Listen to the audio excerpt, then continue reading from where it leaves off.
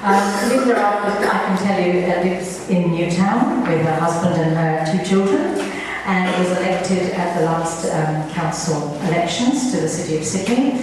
And Linda's got a lot of interests that are very community focused, and she's here tonight because this is a concern to her, not just as an elected person on the council, but because she lives here and she's raising children in this area. I've added that to your bio, Linda. I don't think that was my bio. No, so over to you.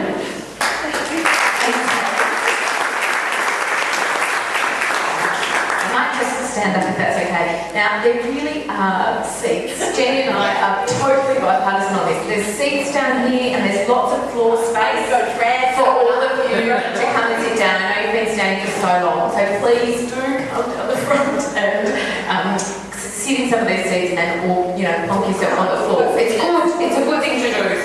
So I too will start by acknowledging the Gadigal people of the Eora Nation and pay my respects to their elders, both past and present. And it's a great honour to be on their land. I also did just want to point out Ruth, who is here. Put your hand up, Ruth. So Ruth is from my colleague Tanya Pt6 office. If people have questions for her, and of course I'll acknowledge the apologies from Anthony and Ron. And I also, of course, acknowledge my colleagues, Councillor John Mant and Angela Vilkas, although I can't. Oh, there she is.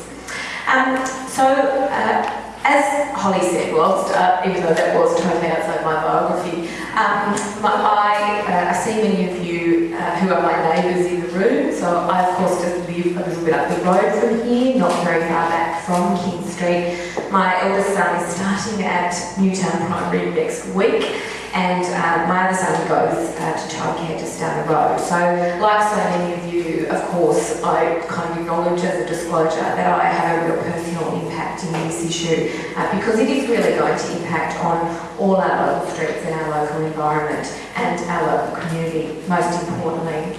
I think all the kind of key points have been covered, and I guess what I wanted to talk a little bit about tonight was the briefings that we have, as councillors, have had from the public servants at WestConnex, because for me, they have given us, unlike you, the opportunity to ask questions directly of the bureaucrats, and I think some of the answers that they've given have been particularly revealing, and I want to tell you what they've said because I think it's relevant to all of your submissions that hopefully you'll all be making by Friday.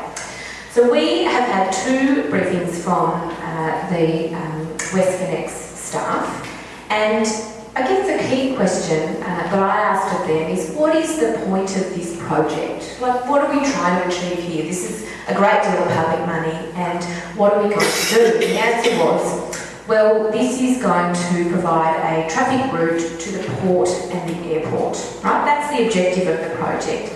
Except that this road doesn't go to the airport. It doesn't go there.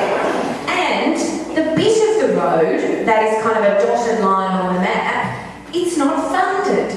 And even when it will be funded, if it is ever funded in future, it's not going to be built by the WestConnex Delivery Authority. It's a totally separate road, run by RMS and not funded in any future budget.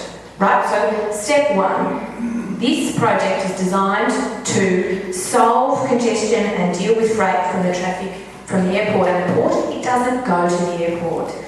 And let's take a guess. Do you reckon it goes to the port? No, it does not go to the port. Right? So, fundamental point number 1. This project fundamentally does not deliver on the key objectives that it sets out to achieve.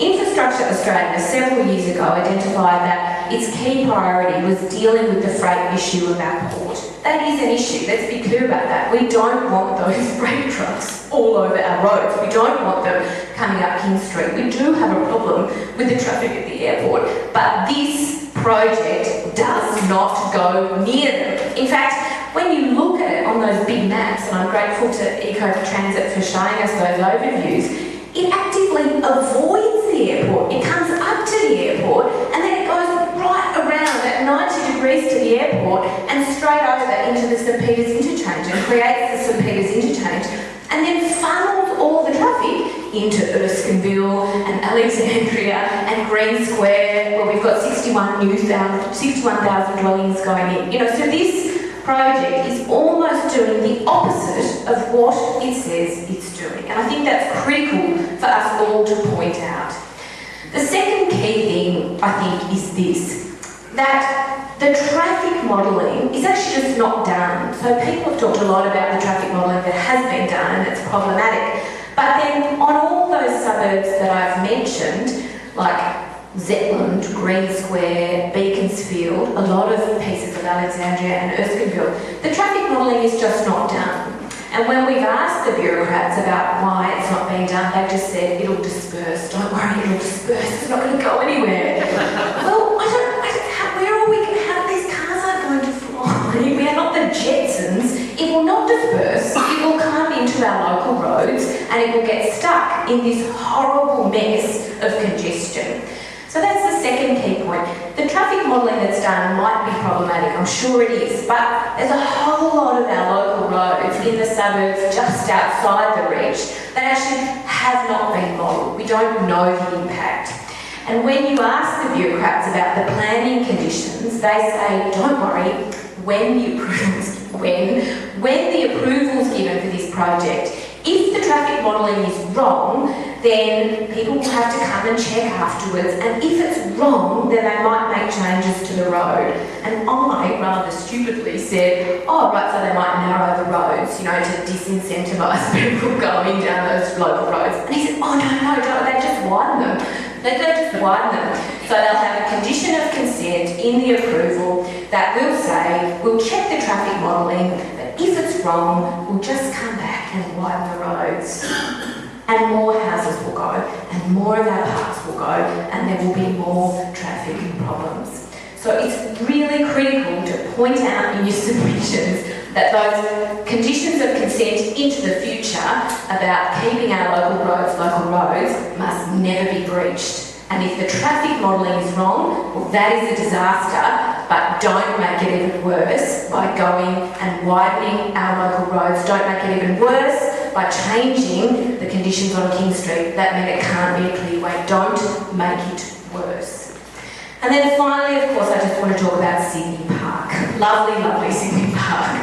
I was one of the first people to raise an alarm on this. I'm incredibly disappointed that the Liberal councillors aren't here because, of course, they love in council. I know my council's colleagues they love to get up and say how great it will be that a big freeway will be going down the side of Sydney Park. And in fact, of course, now we know that it's not just the side of Sydney Park that will be affected, but other great big swathes of it. I see many of you walking and running around Sydney Park. I know how precious it is to all of us, and I think it's incredibly critical to point out not only the lack of green space, but also the incredible biodiversity. The City of Sydney federally funded project under the Labor government, we've just put in an enormous water recycling plant underneath Sydney Park. I know it looked like a bit of a wasteland for a while, but it is fantastic, and it is now a huge water recycling plant.